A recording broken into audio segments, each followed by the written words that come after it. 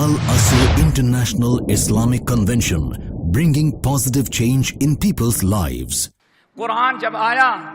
رحمت للعالمین جب آئے تو اعلان کر دیا، اے لوگو ان اعبدوا اللہ، صرف ایک اللہ کی عبادت کرو۔ امت کو حکم دیا گیا، اتبعوا ما انزل الیکم من ربکم، تمہارے رب کی طرف سے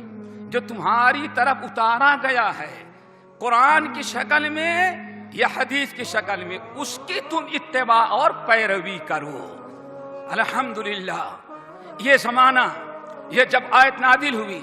اسی وقت لوگ تبدیلی لائے اپنے اندر، اور کتنی کثرت سے تبدیلی لائے، اللہ اکبر، اس کی مثال نہیں بیان کی جا سکتی، نظیر اس کی مثال دنیا میں کوئی پیش نہیں کر سکتا۔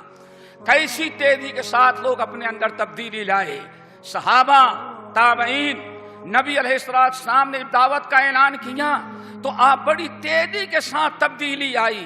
اتنی تبدیلی آئی کہ اللہ نے ارشاد فرمایا، اذا جاء نصر اللہ والفتح ورأیت الناس يدخلون فی دین اللہ افواجا،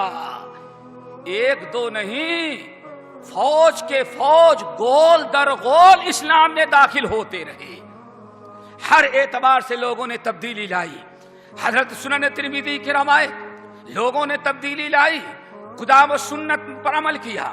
اور ہر قسم کے شرک، بدعات، توہم، ان تمام چیزوں سے توبہ کیا، خالص توحید اور اتباع سنت پر عمل کرنے لگے۔